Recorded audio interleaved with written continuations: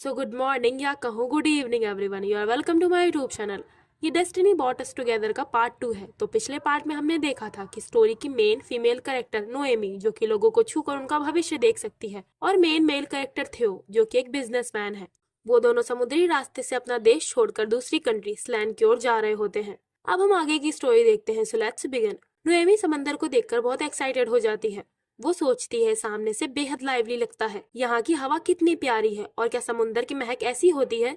असल में ये थोड़ी बदबूदार है। यहाँ तो मछलियाँ भी हैं जिन्हें मैंने सिर्फ किताबों में देखा था। वो डॉल्फिन्स को देखकर बोलती है, ये तो वेल्स हैं, ये वाकई झुंड में चलती हैं। वो थोड़ा उचकते हुए उन्हें देखने लगती है। थियो उसे पकड़कर बोलता है, जरा ध्यान से, अभी हमें बहुत लंबा सफर तय करना है। अगर तुम्हें चोट लग गई तो ये परेशानी वाली बात होगी। वो कहती है, सर थियो, वो देखिए वहाँ पर कई सारी वेल्स हैं। वो बोलता है, ये वेल्स नहीं, ये तो डॉल्फिन्स हैं। रात के समय में थियो सोच रहा होता है, हमें उस बंजर जमीन की काली चट्टानों तक पहुंचने में 2 और दिन लगेंगे। उसको पार करने के बाद हम उसकी मदद ले सकते हैं। पर असली परेशानी तो नोएमी है। नोएमी हर चीज को लेकर हद से ज्यादा एक्साइटेड हो रही होती है। थियो को बार बार उसकी मदद करनी पड़ रही होती है, लेकिन इस सब के बाद भी वो जोश में होती है। थियो उसे देखकर सोचता है, मुझे लग रहा है हमारे पहुंचने से पहले ही नोएमी मर ना जाए। वो थियो के पास आकर बोलती है, सर थियो, कुछ है जो मैं आपको बताना चाहती हूँ। वो पूछता है, क्या बात है। नोएमी बोलती है, आपका शुक्रिया, मुझे पहली बार इतनी ज्यादा खुशी मिली है। थियो उसका प्यारा सा चेहरा थोड़ी देर तक देखता ही रह जाता है। कुछ देर बाद वो बोलता है, ये पहली बार है जब मैं इतना ज्यादा थका हुआ हूँ। मैं थक गया हूँ, तो तुम जाकर डांस क्यों नहीं करती। वो बोलती है, ठीक है, मैं चलती हूँ। थियो सोचता है इस लड़की के पास अनलिमिटेड एनर्जी है। वो उसे देखते हुए बोलता है, हाँ तो तुम पहली बार इतनी ज्यादा खुश हुई हो। नोएमी की उल्टी आने लगती है। थियो सोचता है, मैंने अंदाजा लगा लिया था कि ऐसा कुछ हो सकता है, क्योंकि ये पहले कभी भी जहाज पर नहीं गई है। नोएमी बोलती है, मुझे चक्कर आ रहे हैं, मैंने अपने विजन में ऐसा कुछ नहीं देखा था। थियो पूछता है, तुम दूसरों का आने वाला कल आसानी से देख सकती हो, पर तुम खुद का फ्यूचर ढंग से नहीं देख पाती ना। नोएमी बताती है, मैं अपनी भविष्यवाणी में सब कुछ नहीं जान पाती, मैं तो बस कुछ खास पलों को ही देख सकती हूँ। जैसे मुझे अपनी पावर से एक उड़ता हुआ पक्षी दिखता है, मगर मैं ये नहीं जान पाती कि वो कहाँ पर जा रहा है। थियो बोलता है, इस बात से ही तो मुझे बेचैनी हो रही है। तुम एक ऐसी फ्यूचर टेलर हो जो सब कुछ नहीं जान पाती, फिर भी मैंने तुम्हारे लिए बहुत बड़ा जोखिम उठाया है। नोएमी बोलती है, एक बात है जिसको लेकर मैं थोड़ा क्यूरियस हूँ। आपकी खोई हुई विरासत इतनी ज्यादा जरूरी है कि उसके लिए आपने इतना बड़ा सेक्रीफाइस किया। थियो बताता है, ये कुछ ऐसा है जो मेरी जिंदगी की कीमत को साबित कर सकता है। वहाँ पर केवल एक ही पर्सन ऐसा था जिस पर मैंने भरोसा किया और उसको फॉलो किया है। ये मुझे उन्हीं से मिला था, इसीलिए मैं उस चीज को पाने के लिए कुछ भी करने को तैयार हूँ। नोएमी बोलती है, कोई चीज आपकी जान की कीमत के बराबर भला कैसे हो सकती है। थियो उससे कहता है, तुम्हें ऐसी बातें जानने की कोई जरूरत नहीं, ये सब अडल्ट्स के लिए है। नोएमी बोलती है, तो फिर आप मुझे स्लैन देश के बारे में ही कुछ बताइए ना, वो किस तरह की जगह है। थियो बताता है, ये जमीन उतनी ही उपजाऊ और लाइवली है जितने की वहाँ के रहने वाले लोग हैं। ये रेगिस्तान के बीच एक निखलिस्तान है। मुझे आशा है कि हमें वहाँ पर आराम मिलेगा। देन जहाज का सफर खत्म करने के बाद वो रेगिस्तान के रास्ते वहाँ जा रहे होते हैं। थियो नोएमी को लेकर एक घोड़े पर बैठा होता है। वो उसे इशारा करते हुए बताता है, एक बार हम उन काली पहाड़ियों को पार कर लेंगे, तब हम स्लैन के नागरिक बन जाएंगे। इसका मतलब हमें वहाँ की प्रोटेक्शन मिल सकती है। तभी उनके पीछे से एक उड़ता हुआ तीर आता है। थियो किसी तरह उससे बच जाता है। वो सोचता है कि हम वाकई पकड़ लिए गए हैं। तो ये हमला करने वाला इंसान नोएमी का भाई एंजो होता है। एंजो बोलता है, अमेजिंग नोएमी, या फिर मुझे तुम्हारे साथ भागने वाले इंसान की तारीफ करनी चाहिए। तुमने समुद्री रास्ते का यूज किया और बॉर्डर तक पहुंच गई। नोएमी चिल्लाकर बोलती है, सर थियो, चलिए यहाँ से भागते हैं। एंजो बोलता है, इन्हें इतना निराश देखना एंटरटेनिंग है। उसने अपनी पूरी जिंदगी में ये एक्सपीरियंस किया है कि भागने की कोशिश करना पूरी तरह से बेकार है, लेकिन फिर भी वो लोग उन दोनों का पीछा कर रहे होते हैं। थियो सोचता है, हम बहुत स्लो हैं, ऐसे ही चलता रहा तो हम पकड़ लिए जाएंगे। वो नोएमी का हाथ पकड़ता है जिससे उसे विजन दिखाई देता है। वो बोलती है, सर थियो, हमें सिर्फ उन चट्टानों के नीचे शैडो तक पहुंचना होगा। थियो बोलता है, ठीक है, तो मुझे कसकर पकड़े रहना। एंजो बोलता है, बस इतना ही, वहाँ पर जाने का कोई मतलब नहीं। तुम्हारी लापरवाही देखकर लगा था कि ये कुछ अलग होगा, लेकिन शायद मैंने तुमसे कुछ ज्यादा ही उम्मीद कर ली थी। वो तीर चलाता है जो उनके घोड़े को लग जाता है। उनका घोड़ा छटपटाने लगता है और नोएमी भी नीचे गिरने वाली होती है। तभी थियो उसे पकड़ लेता है और उसको लेकर नीचे गिर जाता है। नोएमी बोलती है, सर थियो, क्या आप ठीक हैं? उन दोनों को सैनिक पकड़ लेते हैं। एंजो थियो का मुंह दबाकर बोलता है, मैं ये देखकर तो शॉक्ड ही रह गया। मुझे नहीं पता था कि उन फ्रिगार्डों में से कोई इतना डेयरिंग भी होगा। और तुम तो एक पवित्र लेडी से शादी करने की कोशिश कर रहे हो। हाँ, रूल के मुताबिक तुम्हारे पूरे परिवार को ही सूली पर चढ़ा देना चाहिए, पर हमारे पुजारी नरमी से पेश आना चाहते हैं, तो इसीलिए हमें सिर्फ तुम्हें ही खत्म करना होगा। नोएमी परेशान होकर सोचती है, एंजो की आंखें, वो सच में सर थियो को नुकसान पहुंचा सकता है। मैं ऐसा नहीं होने दे सकती। वो सैनिक को धक्का देकर उसकी तलवार निकाल लेती है। वो तलवार अपनी गर्दन पर रखकर बोलती है, एंजो रुक जाओ, अगर तुमने सर थियो को छुआ भी तो मैं खुद को खत्म कर लूंगी, तुम उन्हें जाने दो। वो सोचती है, हाँ मेरा भाई मुझे मरने नहीं दे सकता क्योंकि मुझे गॉड के लिए सेक्रीफाइस किया जाना है। वो बोलती है, मैं फिर वहाँ नहीं जाऊंगी। एंजो बोलता है, तुम एक कोने में फंसे चूहे से ज्यादा और कुछ भी नहीं हो नोएमी, तुम ये लड़ाई जारी रखना क्यों चाहती हो? हाँ। उसी वक्त एक तेज नुकीला भाला एंजो के गाल को छूता हुआ निकल जाता है। उसके गाल से खून बहने लगता है। किसी की आवाज आती है। हम इस लैंड में एक कहावत कहते हैं, जहाँ तक हमारी चट्टान की छाया पहुँचती है वो सारी जमीन हमारी है। हालांकि हो सकता है कि तुम लोगों ने ये कहावत ना सुनी हो। तो ये लाल बालों वाला पर्सन थियो का दोस्त पियरे होता है। वो एक ऊंची चट्टान पर खड़ा होकर बोलता है, तुमने मुझे अपने लेटर में ये कहा था कि तुम कम से कम इन चट्टानों तक सुरक्षित पहुंच जाओगे, लेकिन अगर मैं थोड़ा भी लेट हो जाता तो इस वक्त मैं तुम्हारी डेड बॉडी से बात कर रहा होता। थियो बोलता है, तुम्हारी एंट्री कुछ ज्यादा ही हीरोइक नहीं थी? पियरे एंजो से कहता है, हमारे स्लैन की नागरिकता पाने की तलाश में आने वाले लोगों का हम स्वागत करते हैं, लेकिन मैं ये देखकर हैरान हूँ कि तुम लोग तो यहाँ हथियार लेकर आए हो, इसीलिए लगता है यहाँ कहानी कुछ और ही है। एंजो उसके शरीर पर बने टैटू को देखकर सोचता है, लगता है ये स्लैन के राजमहल का एक नाइट है। अगर ये सब लगातार जारी रहा तो सिचुएशन खराब हो सकती है। वो अपने सैनिकों को हथियार नीचे करने को बोलता है। पियरे कहता है, वेरी गुड, कम से कम तुम तो समझदार हो। अब चलो भी, इससे पहले कि इस चट्टान की छाया और भी लंबी हो जाए, तुम मेरे दोस्त को छोड़ दो और यहाँ से निकल जाओ, और हाँ, मेरा भाला वहीं छोड़ देना। देन वापस जाते हुए एंजो बोलता है, हम कुछ नहीं कर सकते। हमने यहाँ जो कुछ भी देखा है उसकी रिपोर्ट हम आज बिशप को देंगे। ये वही डिसाइड करेंगे कि अब हमें क्या करना होगा। इधर नोएमी दौड़कर थियो के पास आती है। वो कहती है, शुक्र है आप ठीक है सर थियो। वो उसे पकड़कर रोने लगती है। पियरे थियो को कसके पकड़कर बोलता है, कितना समय हो गया ना मेरे दोस्त। थियो बोलता है, तुम बिल्कुल नहीं बदले, तुम लोगों के सामने अच्छा दिखने का नाटक करते हो। हाँ वैसे नोएमी, ये पियरे है, ये वही दोस्त है जिसके बारे में मैंने तुम्हें बताया था। पियरे थियो को पीछे करके नोएमी का हाथ पकड़कर बोलता है, वैसे ये तो बताओ तुमने इतनी खूबसूरत लड़की से शादी कैसे कर ली? वैसे इसका तो कोई सेंस नहीं बनता। पियरे के छूने पर वो एक विजन देखती है जहाँ पर पियरे ने थियो की विरासत यानी वही आयरन क्राउन पकड़ रखा होता है। पियरे धीरे से उसके कान के पास आकर बोलता है, उन्होंने सिर्फ इस लड़की को पकड़ने के लिए इतने सारे सैनिक भेजे? हाँ। वो बात बदलते हुए थियो से कहता है, मैंने सोचा कि तुम जिंदगी भर सिंगल ही रहोगे, लेकिन तुम तो बड़े रोमांटिक निकले थियो। नोएमी सोचती है, जरूर ये वहम होगा, ये तो सर थियो के दोस्त है, मुझे ज्यादा नहीं सोचना चाहिए। पियरे बोलता है, मैं खुद तुम्हें अपने गाँव ले चलता हूँ, तुम वहाँ कुछ दिन आराम कर लेना। थियो बोलता है, कमांडर लगता है तुम्हारे पास इस समय काफी खाली टाइम है। पियरे बताता है, अब मैं कमांडर नहीं हूँ, मैं अपने होम टाउन के लिए क्राइम से लड़ता हूँ बस। थियो पूछता है, पर तुम तो अपने देश के सबसे बेहतर नाइट थे, है ना? वो सोचता है, पियरे ने मुझे इस बारे में नहीं बताया, यानी कुछ तो ऐसा होगा जो इसे ये बताने से रोक रहा होगा।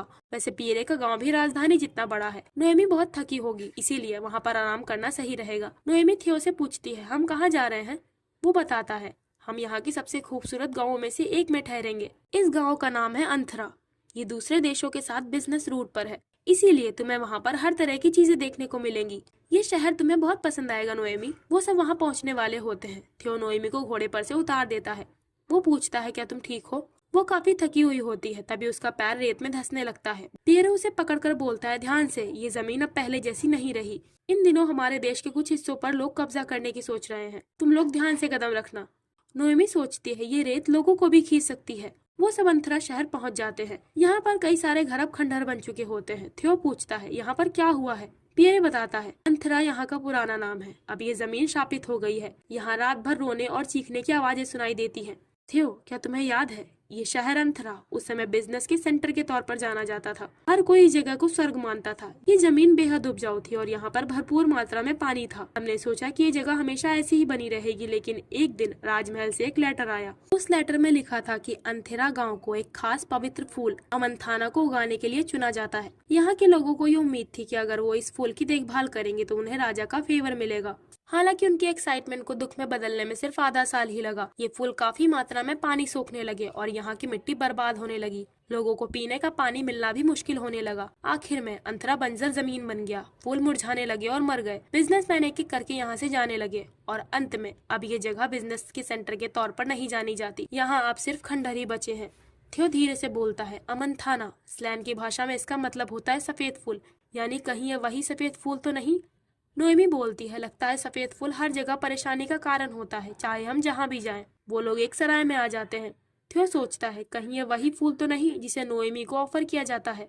पर अगर ये सब सच है तो यहाँ के लोगों को किसी कीमत पर भी ये नहीं पता चलना चाहिए कि नोएमी वही होली लेडी है जिसे ये फूल दिया जाता था। पियरे कहता है, आज हमारे यहाँ कुछ खास मेहमान आए हैं, चलो हम मेरे दोस्त का स्वागत करते हैं जिसने कभी हमारे देश को नहीं भूला। थियो बोलता है, इस स्वागत का क्या मतलब, हम तो एक दूसरे से काफी बार मिलते रहते हैं। पियरे बोलता है, सच कहा, लेकिन तुम्हारी पत्नी पहली बार यहाँ आई है तो इसीलिए चलो हम जश्न मनाते हैं। थियो सोचता है, ये सही नहीं, अगर हम लोगों से लगातार बात करते रहे तो उन्हें सच का पता चल सकता है। वो नोएमी के ग्लव्स की ओर देखकर सोचता है, अरे नहीं, ये निशान, मैं इसे ये बताना तो भूल ही गया कि उसके दस्तानों पर बेलोन परिवार का निशान है। यहाँ के लोग जरूर इस निशान के बारे में जानते होंगे। वो नोएमी के ग्लव्स उतारते हुए कहता है, तुम्हें अपने दस्ताने उतार देने चाहिए, इस देश में लोग ऐसे ही रहते हैं, लाओ मैं इन्हें रख लेता हूँ। अब पियरे नोएमी के पास आकर बोलता है, तो तुम अपना गुजारा कैसे करती थी, तुम मेरे खास दोस्त की पत्नी हो, फिर भी मुझे तुम्हारे बारे में कुछ भी नहीं मालूम। नोएमी कुछ बताने चलती है, तभी थियो बोलता है, ये एक बड़े घर की बेटी है, इसके घर वाले राजा के ऑफिशियल्स हैं, हमने जल्दी जल्दी में शादी की है, इसीलिए नोएमी को सोशल डेब्यू करने का मौका नहीं मिला। पियरे बोलता है, अच्छा ऐसी बात है, तो थियो तुमने एक बड़े घर की बेटी से शादी की है। इधर वापस जाते समय एंजो को रॉयल फैमिली का झंडा दिखाई देता है और वहाँ कई सारे सैनिक भी होते हैं। एंजो के साथ का पर्सन पूछता है, रॉयल नाइट्स यहाँ पर क्यों हैं? एंजो कहता है, वो लोग जरूर तलाश में निकले होंगे, चलो हम उन्हें ग्रीट करते हैं। एंजो उनके पास जाकर बोलता है, ग्रीटिंग सर ह्यूज। ये आदमी ह्यूज बोलता है, मैंने सुना कि तुम्हारा परिवार बहुत मुश्किलातों का सामना कर रहा है एंजो।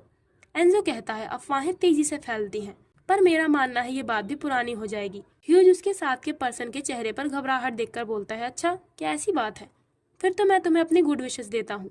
वो एंजो के बगल से गुजरते हुए धीमी आवाज में बोलता है, तुम्हारा ग्रुप उस इनाम की तुलना में छोटा लग रहा है जिसे वो लोग हासिल करने की कोशिश कर रहे थे।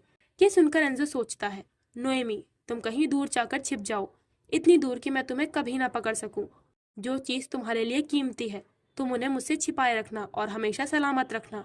तो यहाँ हमें इस बात से पता चलता है कि नोएमी का भाई एंजो नोएमी को वापस लेकर नहीं जाना चाहता, पर उसे ये सब मजबूरन करना पड़ रहा होता है।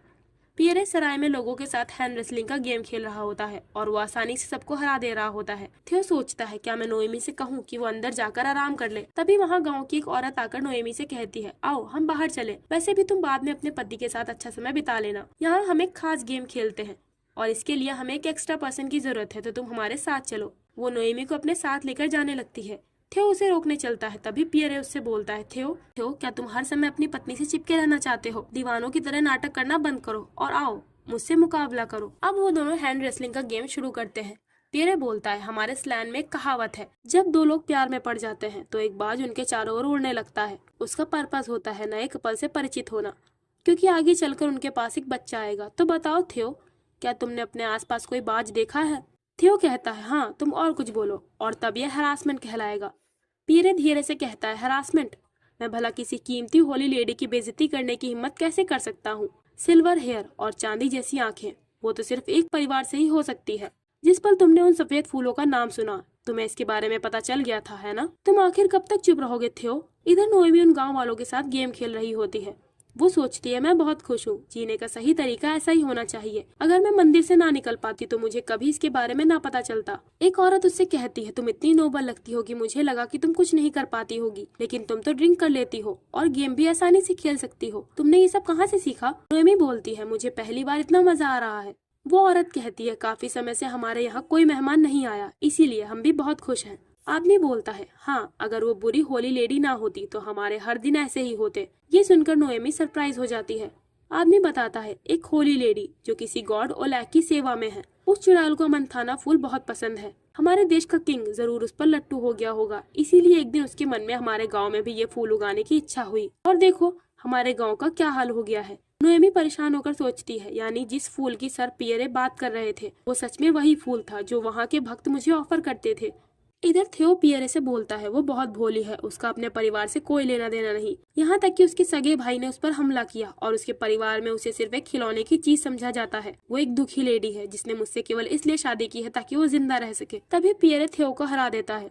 वो बोलता है, चलो ये वेलकम पार्टी यहीं पर खत्म करते हैं, मेरा दोस्त कल ही यहाँ से जा रहा है, इन दोनों के रहने के लिए कमरे का इंतजाम कर दो। वो थियो के कान के पास आकर बोलता है, अगर मेरा बस चलता तो मैं यहीं पर बवाल खड़ा कर देता, लेकिन मैं तुम पर एक आखिरी दया करूंगा थियो, जब तक मैं कोई दूसरा रास्ता ना खोज लूं, तुम दोनों ये गांव छोड़कर चले जाओ। वो उससे नोएमी के ग्लव्स छीनकर बोलता है, इस तरह की चीज को साथ लेकर घूमना बंद करो, अगर तुम वाकई मरना नहीं चाहते, समझे? एक औरत थियो और नोएमी को कमरे तक ले जा रही होती है। थियो सोचता है, वो कल ही हमें यहाँ से जाने को बोल रहा है, क्या मुझे उसका शुक्रगुजार होना चाहिए कि उसने उसी वक्त मुझे खत्म नहीं किया? मुझे ऐसा नहीं लगता कि पियरे अपना मन बदलेगा, इसीलिए यहाँ से चले जाना ही बेहतर रहेगा। इधर नोएमी दुखी मन से सोच रही होती है, इस गांव की दशा सिर्फ मेरे कारण ऐसी हुई है, इसीलिए सर थियो ने मेरी पहचान छिपा रखी है। वो तीनों कमरे तक पहुंच जाते हैं। थियो पूछता है, क्या सिर्फ एक कमरा? वो औरत कहती है, आप दोनों तो शादीशुदा हैं, है ना? वैसे ये कमरा बेहद आरामदायक और साफ है, इसीलिए। तभी थियो तेज आवाज में बोलता है, ठीक है, आपका बहुत बहुत शुक्रिया। उन लोगों ने ये कमरा पूरी तरह सजा रखा होता है। थियो सोचता है, हाँ, मुझे ये पता था।